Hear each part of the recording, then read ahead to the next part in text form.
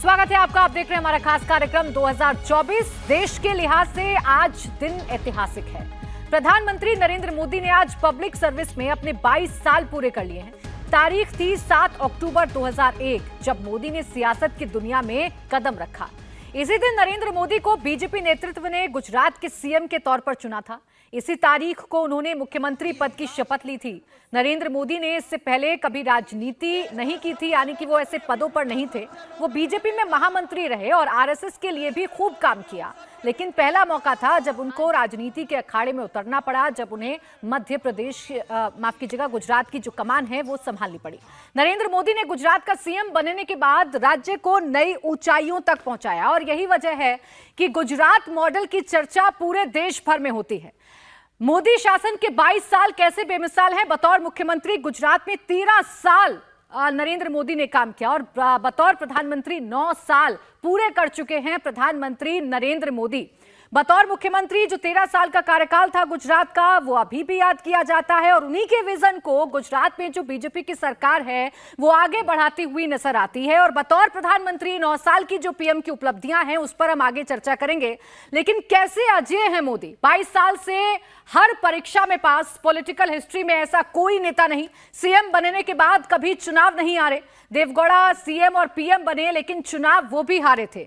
जहां से चुनाव लड़ा वहां से वो हमेशा जीते। 1999 का लोकसभा चुनाव कनकपुरा से हारे थे देवगौड़ा। अगर उनकी बात करें, कंपैरिजन अगर आप तमाम राजनीतिक से करेंगे, राजनीतिज्ञों से करेंगे, नेताओं से करेंगे, तो पीएम का जो ये 22 साल का सफल करियर है राजनीति का, उसमें वो एक भी चुनाव नहीं हारे हैं। लगातार 22 साल से वो काम कर रहे हैं। 13 साल गुजरात के सीएम के तौर पर रहे और 9 साल प्रधानमंत्री के तौर पर नरेंद्र मोदी पूरा कर चुके हैं। अब हम आपको नरेंद्र मोदी की 2 तस्वीरें दिखाते हैं। 22 साल पहले जब मोदी सीएम बने और 9 साल पहले जब मोदी ने पहली बार प्रधानमंत्री पद की शपथ ली।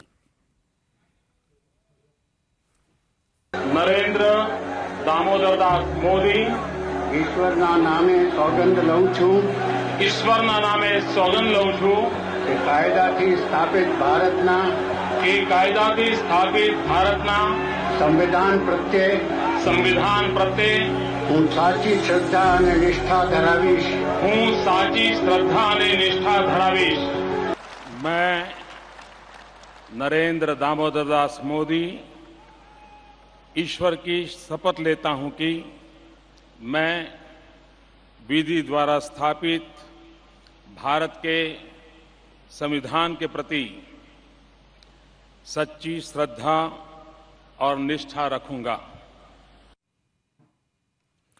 तो ऐतिहासिक 22 साल प्रधानमंत्री नरेंद्र मोदी के आज पूरे हो रहे हैं। 7 अक्टूबर 2001 उन्होंने गुजरात की कमान संभाली थी। गुजरात के वो मुख्यमंत्री बने थे। 13 साल गुजरात के मुख्यमंत्री रहे और बतौर प्रधानमंत्री 9 साल वो पूरा कर चुके हैं। देवेंद्र, इन 22 सालों में प्रधानमंत्री का जो कद है या प्रधानमंत्री के नाम पर जिन उपलब्धियों का जिक्र होता है, उनमें किस तरीके से इजाफा हुआ और कैसे पीएम का जो विजन था, जो पहले गुजरात तक सीमित था, वो पूरे देश में प्रचारित हुआ। इन 22 सालों की उनकी जो कहानी या उपलब्धि रही है प्राची, उसको अगर देखें तो 50 साल का लगभग जो उनका सार्वजनिक जीवन रहा है, उस सार्वजनिक जीवन के आप कह सकते हैं कि उपलब्धियों के तौर पर, शासक के तौर पे पिछले 22 सालों में उन्होंने परफॉर्म किया, जब राज्य की सरकार के मुखिया थे या देश के सरकार के मुखिया हैं तो। और उनकी उपलब्धियों को आप देखें तो खाके में बांट के अगर आपको देखना हो, और नरेंद्र मोदी की उपलब्धियों को आप सिर्फ प्रधानमंत्री के स्तर पर देखें या मुख्यमंत्री के स्तर पर देखें या सिर्फ उनके संगठन के कला कौशल के स्तर पर देखें तो वो ठीक नहीं होगा। ओवरऑल उसको पिक्चर को देखना चाहिए कि क्या उनकी उपलब्धियाँ रही हैं। उन 4 खाकों में अगर आप बांट कर देखें तो ज़्यादा बेहतर समझ में आएगा। नरेंद्र मोदी संगठन के तौर पे, संगठनकर्ता के तौर पे, संगठन को उन्होंने क्या दिया। नरेंद्र मोदी समाज सेवी के तौर पे, मतलब सोसाइटी को उन्होंने कौन सी चीज़ दी। नरेंद्र मोदी राज्य के मुख्यमंत्री या देश के प्रधानमंत्री के तौर पे उन्होंने देश को कौन सी शासकीय नीतियाँ ऐसी दी जो कि देश के लिए बहुत ज़बरदस्त रहीं। नरेंद्र मोदी एक देश के मुखिया के तौर पे अंतर्राष्ट्रीय स्तर पे उन्होंने क्या कुछ दिया। इन 4 खाकों में अगर आप देखें तो ऐसा समझ में आएगा कि नरेंद्र मोदी की उपलब्धियां वाकई ऐसी हैं जो कि बिरले ही नेताओं में इतने वैरायटी के साथ देखने को मिलती हैं। संगठन के तौर पे हम सभी जानते हैं कि बीजेपी संगठन के लिए उन्होंने किस तरह से ग्राउंड से काम किया और संगठन को किस तरह से धार दी। और जिस जैसे उदाहरण के तौर पे देखें, जिस कश्मीर यात्रा को लेकर मुरली मनोहर जोशी की इतनी चर्चा हुई, उसकी पूरी कमान नरेंद्र मोदी के हाथों में थी और उस समय एक छोटी से छोटी बारीकियों का ध्यान रखते थे। बीएसएल ने तो उस समय कवर भी किया होगा उनको। उसके बाद शासक के तौर पर अगर आप देखें तो वैसी चीज़ों को छूना जिसके बारे में आमतौर पर यह धारणा रहती है कि ये शासन का काम नहीं है। उदाहरण के तौर पर टॉयलेट के बारे में सोचना, वैसे घरों के बारे में सोचना, उज्ज्वला स्कीम के बारे में सोचना, और ऐसी अनंत चीज़ें हैं जिनके बारे में आप बता सकते हैं कि प्रधानमंत्री नरेंद्र मोदी उन छोटी छोटी चीज़ों को छूते हैं जो कि बाद में एक तरह से लगता है कि सोसाइटी ये तो चमत्कार है लोगों के लिए जिसकी आज तक किसी ने परवाह नहीं की। हर एक गरीब का अकाउंट होना चाहिए। क्या ये कोई रॉकेट साइंस था? ये तो कोई भी शासक सोच सकता था। क्या प्रधानमंत्री नरेंद्र मोदी का ही इंतजार किया जा रहा था कि वो आएंगे तो सोचेंगे? और जब वो आए और उन्होंने सोचा तो आप अंदाजा लगाइए कि उसने कितना चमत्कार दिखाया कि सिर्फ अकाउंट नहीं खुला बल्कि उसके आधार पर कितने सारे फायदे हुए। सोसाइटी के तौर पर अगर आपको देखना हो तो जो अभियान वो देते हैं सोसाइटी को, जैसे स्वच्छता अभियान देते हैं सोसाइटी को, उसमें सोसाइटी को जोड़ देना, योगा को जोड़ना। योगा पहले से चला आ रहा है लेकिन पीएम मोदी ने जिस तरह से उसको अभियान के तौर पे लोगों को मजबूर किया कि वो अपनाएं, और मजबूर इस लिहाज से कि उनकी चेतना में ये बात डाल दी कि ये आपके लिए है, आपको इसे करना ही चाहिए, और सिर्फ देश की सोसाइटी नहीं बल्कि अंतर्राष्ट्रीय स्तर पे। इसके अलावा अगर इंटरनेशनल लेवल पे उनके योगदान की बात करें तो हाल के दिनों में आप देखेंगे कि कोविड जैसे महामारी में प्रधानमंत्री नरेंद्र मोदी ने जिस तरह से फ्रंट पे लीड किया। इसके अलावा एनर्जी के सेक्टर में बात कर लें और ग्रीन एनर्जी कैसे ज़रूरत है, सोलर एनर्जी को लेकर सोलर अलायंस बनाने के पीछे प्रधानमंत्री नरेंद्र मोदी की भूमिका, तो ऐसी अनंत गाथाएं हैं जो कि बता सकती हैं इन चारों सेक्टर में बात करके कि प्रधानमंत्री नरेंद्र मोदी एक समाजसेवी के तौर पे, एक संगठनकर्ता के तौर पे, एक शासक के तौर पे, एक अंतर्राष्ट्रीय हैसियत के तौर पर, अंतर्राष्ट्रीय छवि वाले हैसियत के तौर पर उनकी उपलब्धियाँ बहुत शानदार रही हैं। समीर जी, इन उपलब्धियों का जिक्र करेंगे तो जैसा देवेंद्र अभी कह रहे थे कि हमें चर्चा इस बात की भी करनी होगी कि कैसे जमीन से जुड़ी हुई योजनाओं से लेकर अंतर्राष्ट्रीय स्तर तक उन्होंने भारत के इमेज को सुधारा या भारत के लोगों को एक साथ जोड़ने की कोशिश की। ये देश के प्रधानमंत्री को करना और उस ग्राउंड लेवल पर सोचना जिस ग्राउंड लेवल पर शायद बड़े बड़े नेता नहीं सोचते थे, ये अपने आप में कितनी बड़ी उपलब्धि रही। बिल्कुल, और मैं तो आज 7 अक्टूबर में आज प्रधानमंत्री मोदी का एक जिक्र करना चाहता हूं। जब वो गुजरात के मुख्यमंत्री की शपथ ली थी, जब उनका शपथ ग्रहण हुआ और रात को उनको संघ के कुछ पदाधिकारी बधाई देने गए तो उन्होंने पूछा कि आप किस सीट से चुनाव लड़ोगे, अभी आपको चुनाव लड़ना पड़ेगा। प्रधानमंत्री मोदी ने कहा वो मेरी बात की प्राथमिकता है, मैं बाद में तय करूंगा, पहले मैं कैबिनेट की बैठक में देखूंगा कि राज्य सरकार की क्या योजनाएं चल रही है। दूसरे दिन उन्होंने सबसे पहले जो बैठक ली उसमें उद्योग मंत्रालय के सेक्रेटरी से पूछा कि आपके यहाँ उद्योग क्यों नहीं आ रहे हैं, उसके लिए आप फ्रेमवर्क तैयार कीजिए। मैं चाहता हूं कि गुजरात देश का नंबर 1 राज्य बने जहां इन्वेस्टमेंट आए और सबको रोजगार मिले। और जब सीट की बात आई तो अमित शाह और उन्होंने डिसाइड किया, संघ चाहता था कि वो गांधीनगर से चुनाव लड़े, अमित शाह चाहते थे कि वो राजकोट से 2 से चुनाव लड़े क्योंकि उनका पहला चुनाव था। वजूभाई वाला वहां से विधायक हुआ करते थे। अमित शाह और प्रधानमंत्री नरेंद्र मोदी दूसरे दिन वजूभाई वाला के पास गए और उनसे कहा कि आपकी सीट से चुनाव लड़ना है। उन्होंने कहा मैंने अपना इस्तीफा तैयार रखा है और आज ही मैं इस्तीफा भेज रहा हूं, आपके लिए मैं सीट खाली कर रहा हूं। प्रधानमंत्री मोदी राजकोट 2 से विधायक बने और फिर उसके बाद उन्होंने अपनी सीट बदल ली, फिर वजूभाई वापस उस सीट पर आ गए। तो प्रधानमंत्री मोदी ने अपने कार्यकाल के अंदर, पहले कार्यकाल के अंदर सबसे पहले ये देखा कि संगठन कैसे मजबूत हो। मतलब सिर्फ वो सरकार चलाने में ही माहिर नहीं थे, उन्होंने संगठन को भी मजबूत किया। सरकार बहुत बेहतर प्रदर्शन किया, संगठन मजबूत किया और जमीनी स्तर पर सुनिश्चित किया कि गरीब लोगों को योजनाएं पहुंचे, हर आदमी को जो सरकार की योजना उसका लाभ मिले और पूरे गुजरात का सर्वांगीण विकास हो। इस बात पर उन्होंने बहुत ज़्यादा फोकस किया और मुझे लग रहा है कि तब से लेकर आज तक प्रधानमंत्री मोदी उसी विजन और उसी डेडिकेशन के साथ काम कर रहे हैं, बिना किसी छुट्टी लिए, बिना किसी रुके हुए। और मुझे ऐसा लगता है कि जो एनर्जी प्रधानमंत्री नरेंद्र मोदी जी के पास मुख्यमंत्री 7 अक्टूबर को जब बने थे 2001 को, जो एनर्जी थी उनके पास, वही एनर्जी और वही जज्बा आज उनके पास बरकरार है और उसी एनर्जी के साथ वो देश की सेवा में लगातार लगे हुए हैं। बिल्कुल, देखिए सारी तस्वीरें हम उनकी दिखा रहे हैं, चाहे गुजरात के मुख्यमंत्री के तौर पर उनके साथ जो उपलब्धियां गिनी और देश के प्रधानमंत्री होने के साथ साथ जो उपलब्धियां उनके साथ जुड़ी और जो काम करने का उनका तरीका है, जवानों के बीच में जाना, खिलाड़ियों के बीच में जाना, उनकी हौसला अफजाई करना, एक कनेक्ट क्रिएट करना, इसको लेकर प्रधानमंत्री नरेंद्र मोदी की चर्चा होती है। और आज जब 22 साल प्रधानमंत्री को हो चुके हैं एक शासक के तौर पर, पहले मुख्यमंत्री 13 साल रहे गुजरात के और अब 9 साल प्रधानमंत्री के तौर पर पूरे कर चुके हैं, तो चर्चा पूरे देश की हो रही है, चर्चा पीएम की उपलब्धियों की हो रही है और एक उनकी जो कार्यशैली है, जब वो एक कनेक्ट बनाते हैं, हर एक वर्ग से जुड़ने की कोशिश करते हैं, उसकी भी हो रही है। और इसी में एक अध्याय खेलों से भी जुड़ा हुआ है। भारत सरकार की खेलो इंडिया मुहिम का असर चीन के हांगझोउ में देखने को मिला। एशियन गेम्स में भारत ने अपना सर्वश्रेष्ठ प्रदर्शन किया है।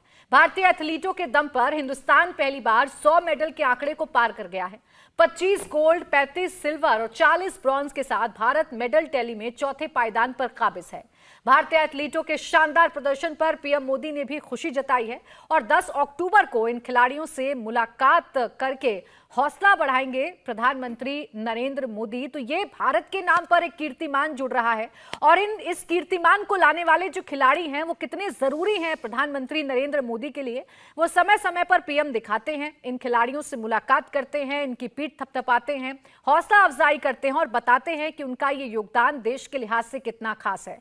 फिलहाल भारत चौथे नंबर पर है इस टैली में। 25 गोल्ड, 35 जो ब्रॉन्ज मेडल हैं वो भारत की तरफ से, 40 ब्रॉन्ज मेडल भारत की तरफ से जीते गए। कुल मिलाकर 100 मेडल भारत ने अपने नाम पर अर्जित कर लिए हैं।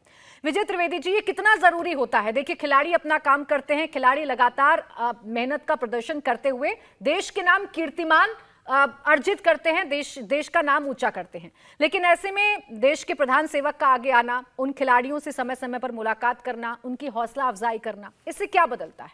देखिए, मुझे 1990 के बीजिंग एशियन गेम्स याद आ रहे हैं, जब भारत को सिर्फ एक स्वर्ण पदक मिला था, गोल्ड मेडल मिला था। आज आप 25 गोल्ड मेडल को लिस्ट को सामने लेके बैठे हैं और हमने 100 मेडल्स एशियन गेम्स में पूरे कर लिए। जाहिर है कि मेडल्स हमेशा खिलाड़ी जो है, हमारे एथलीट्स जो है, जो खेल रहे हैं, वो ही लेकर आते हैं।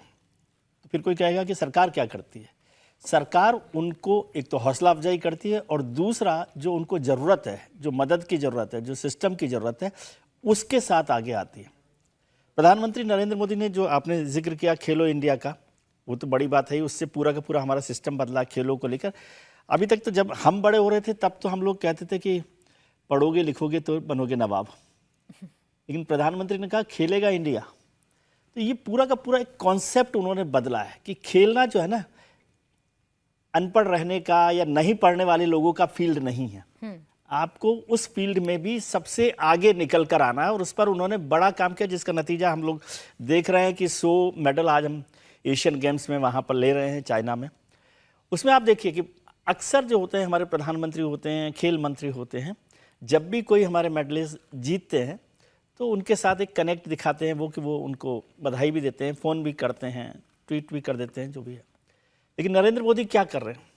पिछले दिनों जब कुछ कॉम्पिटिशन्स हुए थे, मैचेस थे, हमारी टीम हार गई थी, उसके बाद भी प्रधानमंत्री उनसे कनेक्ट कर रहे हैं और कहते हैं कि कोई बात नहीं है, आगे बढ़ना है हमें। तो जब हार भी जाए तब भी आप जिसके साथ खड़े रहते हैं ना, वही लोग आज जीतते हुए दिखाई देते हैं। और वो खुद प्रधानमंत्री निवास पर अपने खिलाड़ियों को बुला रहे हैं, उनके साथ केवल, मैंने बहुत सारे प्रधानमंत्री के साथ ये प्रोग्राम देखे हैं, देवेंद्र जी ने भी देखे होंगे, समीर ने भी देखे होंगे। बहुत फॉर्मल प्रोग्राम होते हैं कि वहाँ पर बैठा दिया गया खिलाड़ियों को और प्रधानमंत्री एक बार आए और उन्होंने हाथ जोड़कर कर दिया और नाश्ता हो गया। लेकिन प्रधानमंत्री जब वो प्रधानमंत्री आवास पर अपने खिलाड़ियों को बुला रहे हैं तो वो एक एक के साथ बात कर रहे हैं। एक एक के साथ बात करने का मतलब सिर्फ औपचारिक नहीं है, वो उससे कनेक्ट भी कर रहे हैं, उनसे पूछ भी रहे हैं कैसे जीता, क्या कमी रही थी, क्या मजबूती रही थी, वहाँ सिस्टम में क्या कमी रही थी। इन सब बातों का भी वो ध्यान रखते हैं। उसका फ़ायदा ये होता है कि हमारे जो खिलाड़ी हैं, एथलीट्स हैं, उनकी हौसला अफजाई होते हैं और फिर वो अपनी जी जान लगा देते हैं, जिसका नतीजा हम देख रहे हैं। और लगता है कि भाई ऊपर कोई बैठा हुआ है जो हमें सपोर्ट करेगा। जितना पैसा हम लोग आजकल खिलाड़ियों को जीतने पर दे रहे हैं, जितनी मदद हम कर रहे हैं, जितना साधन उनको उपलब्ध करा रहे हैं, उसका नतीजा। और इसमें स्पोर्ट्स मिनिस्ट्री को मैंने ध्यान नहीं कि कभी कोई प्राइम मिनिस्टर के लेवल पर, ज़्यादातर मौक़ों पर राज्य मंत्री जो है ना खेल मंत्रालय को देखा करते थे, लेकिन प्रधानमंत्री सीधे खेल मंत्रालय को देख रहे हो एक तरीके से और नजर रखते हो कि क्या जरूरत है, क्या काम होना चाहिए। ये पहला मौका है ऐसा और उसका नतीजा हमको दिखाई दे रहा है। बिल्कुल, वो खिलाड़ियों के बीच में जाते भी हैं, हौसला अफजाई भी करते हैं, हार के बावजूद ये बताते हैं कि क्या हुआ, हार गए, आगे बढ़िए, हमें आगे की तरफ बढ़ना है। और यही जो बदलाव है वो फिलहाल महसूस भी किया जा सकता है। इंडिया टीवी हर वक्त हर जगह डाउनलोड करने के लिए सर्च करें India TV news Google play store या ऐप स्टोर पर।